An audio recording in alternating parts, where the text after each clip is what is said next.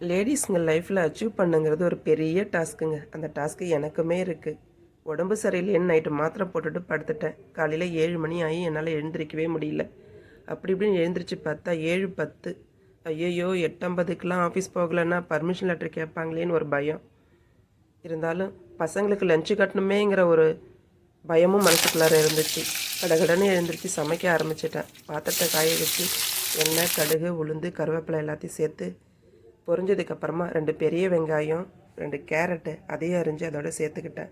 சுண்டைக்காய் ஒரு கைப்பிடி அளவுக்கு இருந்துச்சு. அதை 2 2 கட் பண்ணி போட்டுட்டு 2 பெரிய தக்காளி, 4 5 பச்சை மிளகா கீரி அதோட சேர்த்துக்கிட்டேன். ஒரு சின்ன துண்டு இஞ்சி, பூண்டு இதை க்ளீன் பண்ணிவிட்டு தட்டி அதோட சேர்த்துக்கிட்டேன்.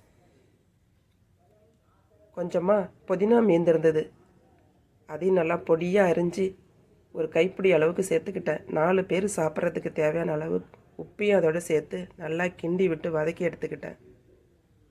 வதங்கிட்டு இருக்கும்போதே ஐயோ தொட்டுக்கைக்கு என்ன பண்ணுறதுன்ற ஒரு யோசனை வந்து போச்சு. ஆஹா, ஒரு 4 நாளுக்கு முன்னாடி மசாலா கலந்து வச்ச மீன் ஞாபகம் வந்துச்சு. எடுத்து பார்த்தா ஃபுல்லாக ஃப்ரீஸ் ஆகி போயிருந்துச்சு.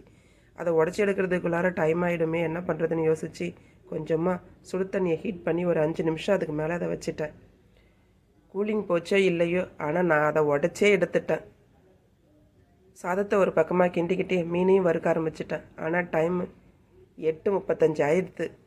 அரிபரியாக இன்றைக்கி சமையலை முடிச்சுட்டு அடித்து பிடிச்சிட்டு வேலைக்கு போய் பார்த்தா 8:50க்கு முன்னாடியே இன்றைக்கி ஆஃபீஸ் போயிட்டேன். இதுதான் என்னுடைய சமையல்.